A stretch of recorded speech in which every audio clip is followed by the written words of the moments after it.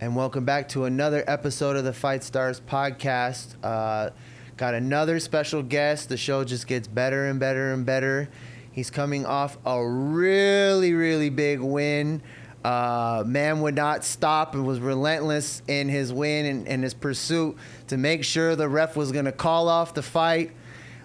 He comes from a legendary family.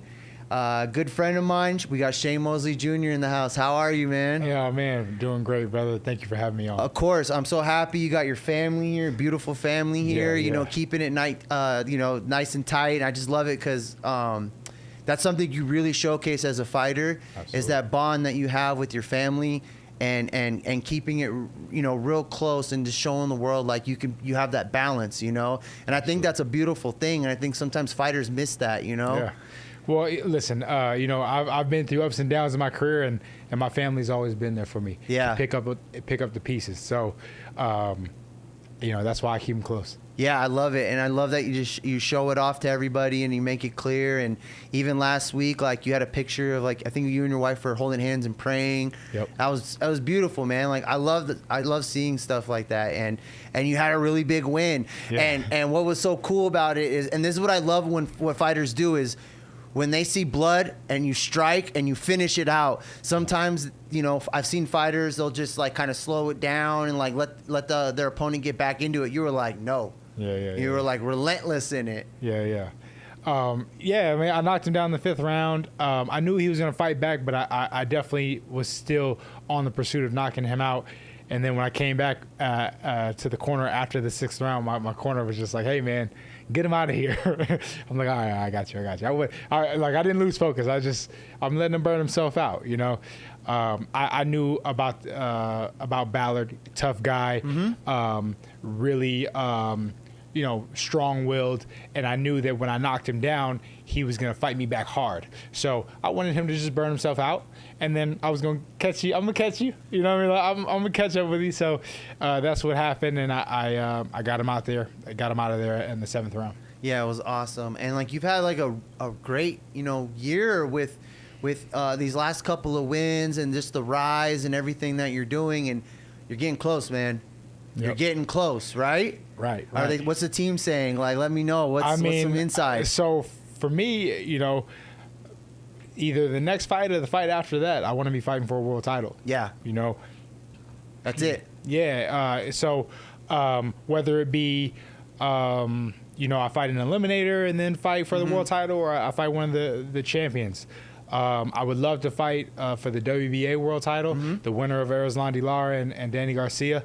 I know that is, they got a lot of, business going on over there, so it might be hard to do that. But if they're looking for somebody, I would love to fight the winner. Right. And then, I'd love to fight the winner of the IBF world title. They have a fight coming up, which is Falcao and a German guy.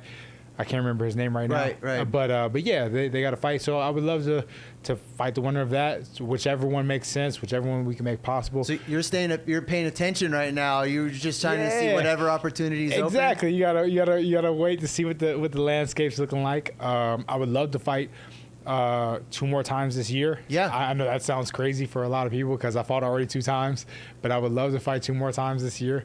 I'll settle for 1.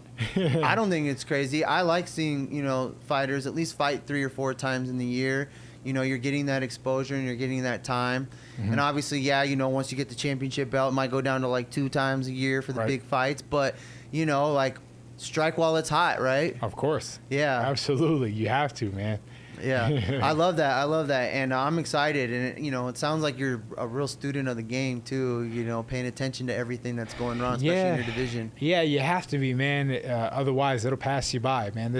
It goes like this. So if you're not paying attention, if you're not striking while the iron's hot, you're gonna get passed up. I mean, it happened to me after I fought Gabriel Rosado. I came off a big win and was unable to capitalize on that. Nevertheless, while this is kind of hot, while I got this belt, going. Just keep it going. Yeah. So growing up, I know we all know who your dad is, but was did you get into boxing because of him, or was it like forced on you, or did you know this was like your path for yourself? It was definitely not forced on me. Like when I was younger, it was actually like pushed away from me. And especially like a lot of my family members and things like that, they didn't want me to box and things like that. Oh, you shouldn't box. You shouldn't box. And so, you know, I listened for a little bit. And then, you know, not too long, maybe like 15 years old, there's a guy, one of my buddies, big fan of my dad. He was like, hey, man, you want to go to the gym and, you know, spar? And I was like, all right, you know, like, because, you know, I would see my dad train. I would see him spar and stuff like that. So I'm thinking sparring is like, yeah, whatever, spar. Okay, cool. You know, when the first time you go to the gym and really train, you don't spar. But, like, for me, I'm like, yeah, I'll spar. And sure enough, we got in there and sparred. I had a bloody nose, and I was super tired. But I was just like, man, this is great, you know? Like, so I think that because I was around that, and around fighters, and a lot of my dad's friends were fighters and great fighters, you know, I was able to like easily go into that transition and like almost connect the dots. Like, oh wow, like this is why they love this. Like this is what they're talking about. Like, you know, and that competitiveness and wanting to grow and be better. Yeah. Like it was so close. It almost came full circle when I got punched in the nose and had a bloody nose and all this stuff. I was like, wow, I want to come back and do this again. I need that back, you know? Yeah. So it wasn't like, oh, like I got hit in the nose and I cowered away. It was like, man, like, wow, I want to get that back, man. I'm going to get you next time. Watch. It was something in you that you just felt. Of course. And I think that that's because of where I grew up and who I was around and things like that. So did my dad play a factor in me like you're going to box? No. But his influence and being around him and his mindset made that transition a lot easier. Because I feel like if I didn't have that mindset, if I didn't have those people around me and going to see fights when I was a kid, I probably would have cowered away. Yeah. But because of that, it was almost like, oh, like this is my way. And you're 18-4 right now? No, I'm 20-4. 20-4. Yeah. So yeah, man, like, you know, boxing is so weird, and it's like for you, it's like you have come full circle in how you fought, and you haven't quit, and you haven't given up, and now you're here, you know, and you're making what is like the motivation now? And I know obviously, I'm sure your family has a big play in it, but like, what keeps you going right now? Well, I got into this game because I wanted to be a champion. Yeah. Like when I set out like when 15 years old, boom, and I was like, yeah, I'm gonna do this. I was like, I'm gonna be a world champion, right? Like, you know, like you don't really think like that. So, you know, when you're coming into the game, I guess, right? Well, I mean, like to me, and like my family and things like that, when you do something, you do it to the best of your ability. Like you do it to win. I understand, yeah. Right? I came from a legendary father, right? Yeah. He does stuff to win. Yeah. He's not just going in there just to play, you know what I mean? And anything he does, he's going there and he's going to try to win. So for me, when I set out to do this, it was like, I'm going out there to be the best. And then like, as I'm in here and where I sit now, I want to be legendary. You know what I mean? Not only do I want to be a champion, but I want to be legendary. Yeah. I want to be in that same conversation. Yeah. Of course. You know, many people are going to be you're never going to be, you know, great as your dad. And I don't care about that. Yeah. None of that matters. You got your own lane. But none of that matters. I just want to be great in my own right. Amen. I want people to be able to say, you know what? He may not have been his dad, but he was still great. He still was able to come back after 4 losses or however many losses and become a multiple time world champion. Yeah.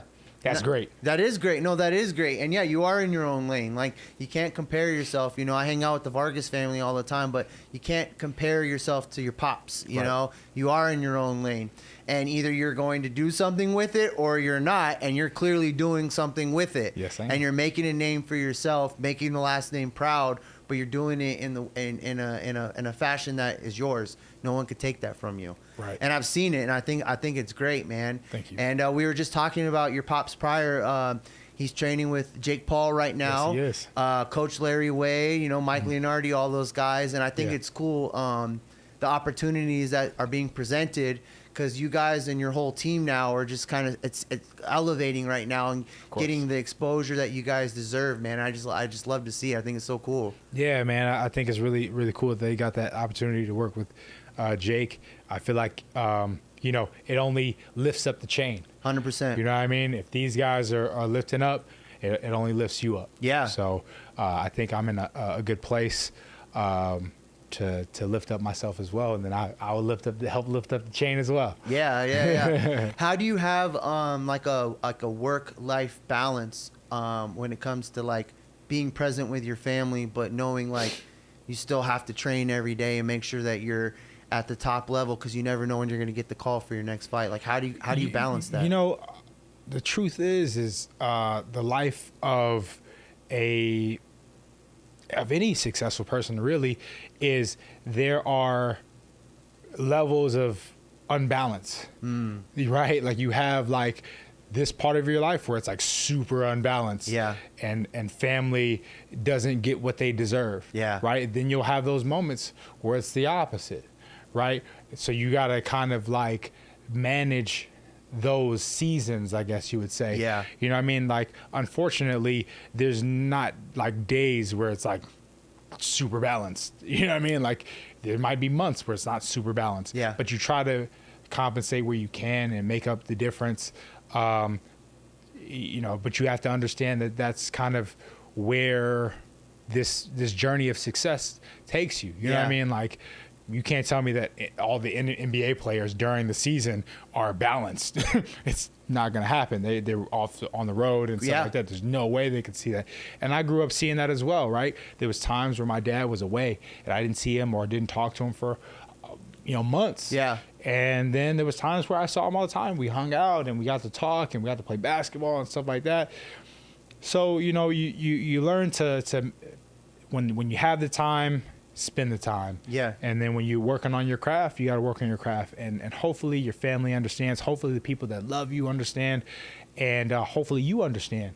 You know what I mean? Because it's lonely when you get to those times where, like, nobody really gets it. Yeah. You're right? Like, you're just grinding and you're not, hey, man, you want to come hang out? No, I can't, man. I gotta grind.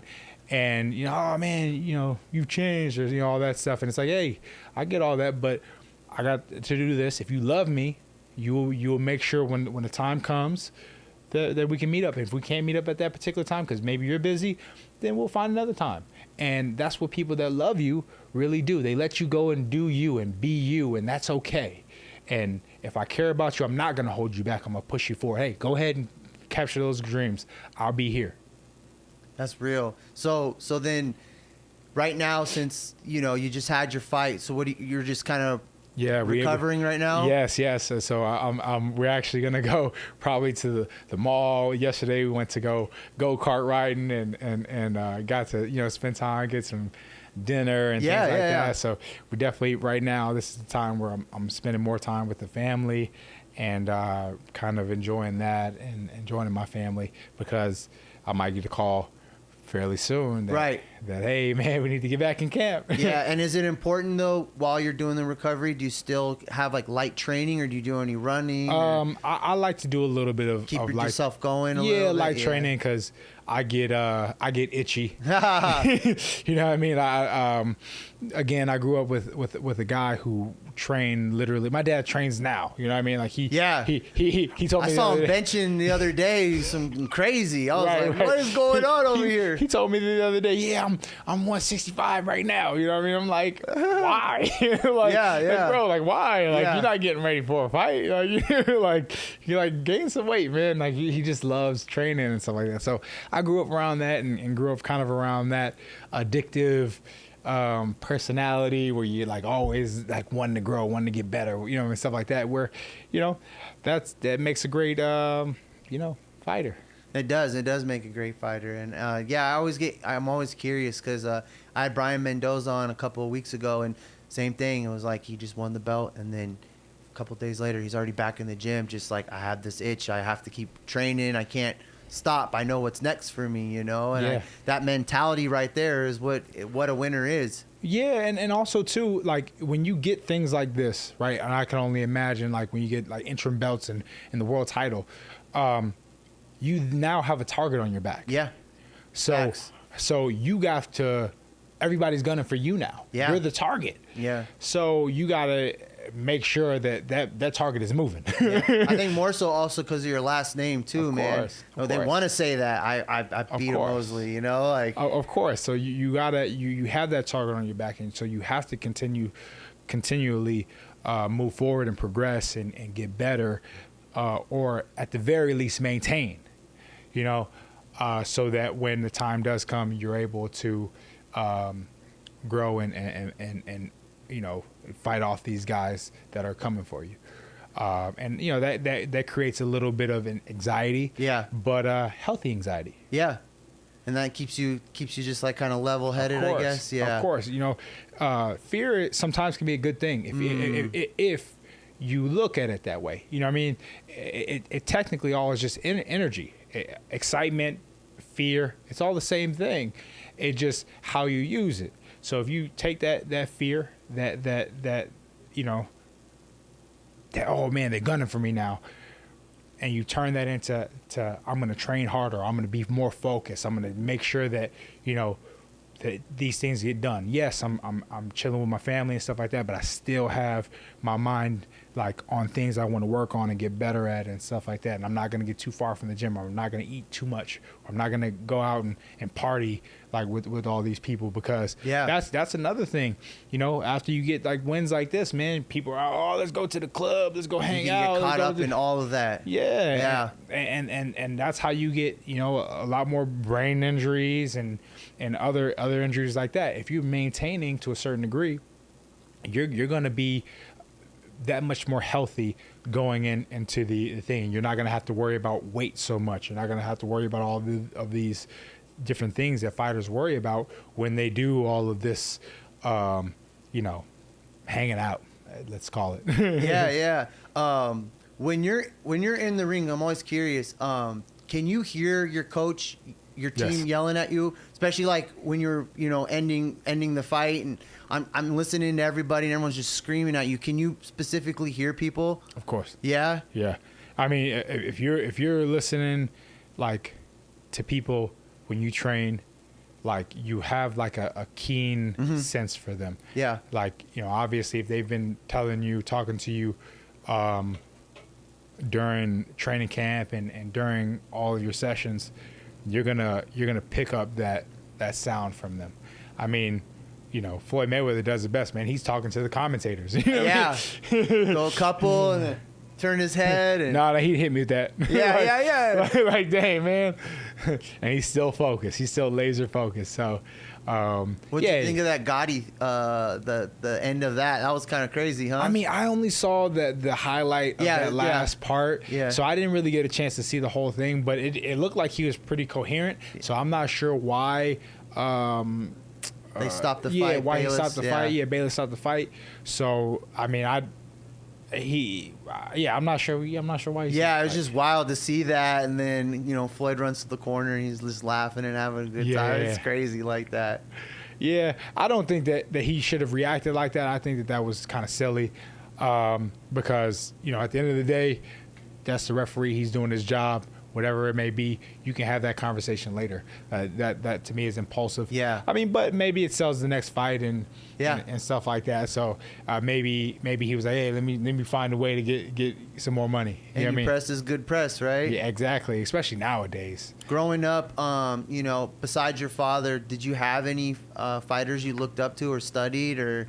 Yeah, I wanted mean, to be like? I think one of everybody's favorites is Roy Jones, man. Yeah. I mean, he was just a freak of nature. Like, he was just so gifted and so you know, enthusiastic and just, you know, just great. Who else? Yeah, I love Roy. He was like, you know, he was. Another one. He had the music videos. He had, you know, the swagger, Yeah. the style, the way he fought, the big wins, you know, and Yeah, he was one of my favorites too. Yeah. Another one was Prince Nassim Hamed. Yes. I loved him. Yes. Also another one, very enthusiastic, very flashy. There's no one like him. Yeah, man. Even in today's game, I don't really see anybody like that. He's great, man. I wish that last fight with Barrera, man, he would have just flipped over. He just flipped over the rope, man. Every fight, he flipped over the rope. This fight, he didn't flip over the rope and takes the L, man. Yeah. I'm like, it was the rope, man. Do you think that style of fighting could be in today's game at all? Absolutely. Yeah. Absolutely. I think somebody that was not necessarily the same, but unorthodox was Manny, and he was great. Yeah. Right. Obviously not as much head movement and not so much, not as wild, but still in that realm. Wild, and throwing punches from all different angles and stuff like that. So, yes, I think that style could most definitely be effective. And those are the types of shots that get you, that knocks people out, the ones that they don't see. So if you throw in shots from unorthodox angles, you're going to catch them, in pretty different places. In camp, for each fighter, do you do any studying, and do you change any of your habits when it comes to the way you fight or your style at all? I wouldn't say that I change habits, but you work on different things for that particular person. Mm-hmm. This one I wanted to work on more controls and being a control freak. So touching them, posting them, pushing them. Yeah. That's what I did in this last fight. Before I got the knockout, I literally pushed his head over. Yeah, you were being very aggressive with how you were moving with him, and that's what I wanted. Yeah. You know what I mean? Because that's how you get knockouts. Yes. You get knockouts in that middle range. Yes. You know what I mean? Like for instance, when I boxed Gabe, I was more so boxing because I knew how dangerous he was. Yeah, and he likes to get close. Yeah, and he wants to slug. And he's a really great counterpuncher. Correct. He developed a really great way to counterpunch. So what do? You take that away, right? So, of course, I think it's necessary to watch guys that you're fighting at least once. Like, at the very least, just watch one and just have that in your mind. Right. Right? I remember I talked to Roy Jones about this, actually, and I was like, hey, man, how many times you watch, fights of your opponent?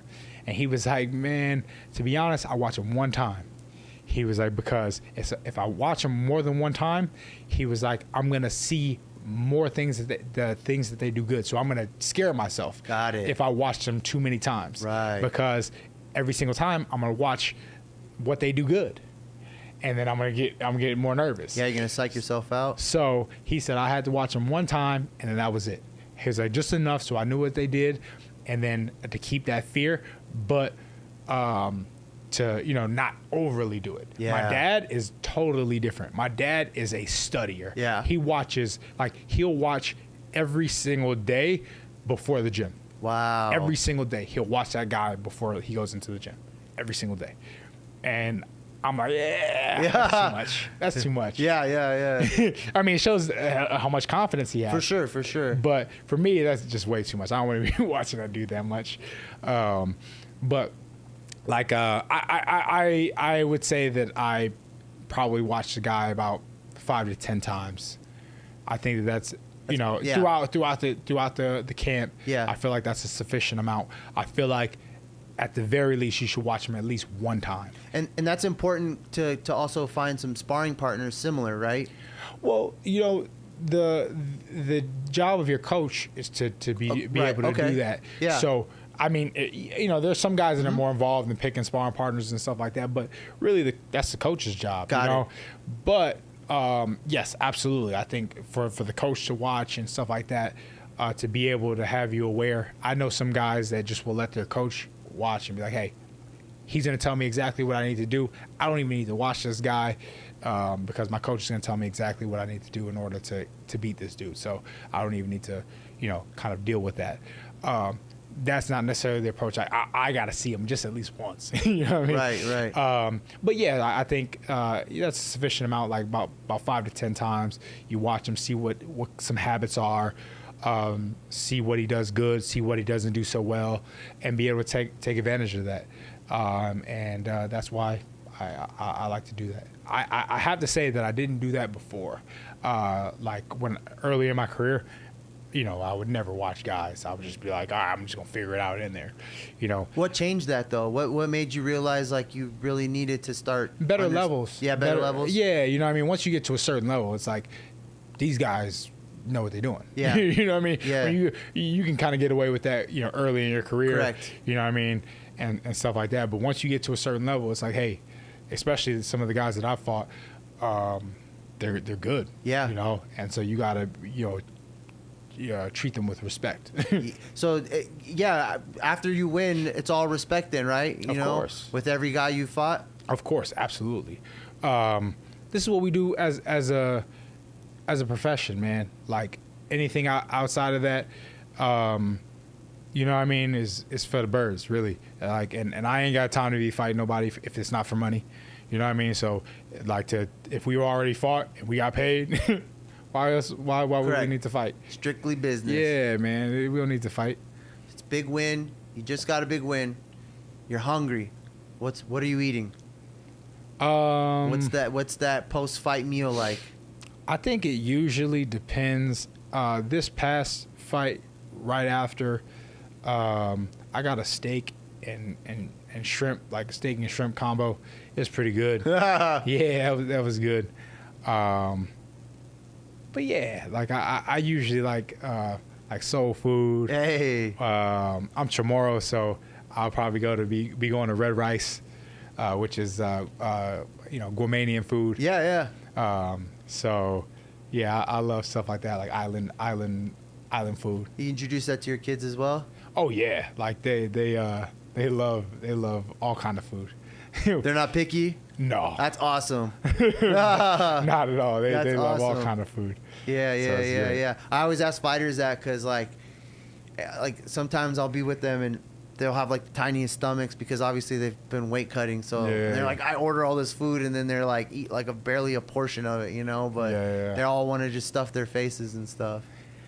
Yeah, man. I try not to do it so much after a fight because also when you have that fluctuation and not consuming so much and then going to consume, your body can have a pretty bad reaction. Yeah. So I try to. It's a science, man. It really is. I try to make sure that weight gain is Yeah, for sure. Same after you already made weight and stuff. I'm sure you're probably hydrating properly and all that, keeping exactly. Yeah, hydrate properly. Your team is really good about keeping you on track, huh? Oh yeah. Who's on your team again? Who consists of? We got. So right now we got Larry Wade. Yep. Bones Adams. Shout out to Bones. We have Chris Catalan. He's a new addition. Mm-hmm. We have Devron, which is he's Coach Wade's assistant. Mm-hmm. And then who else do we have?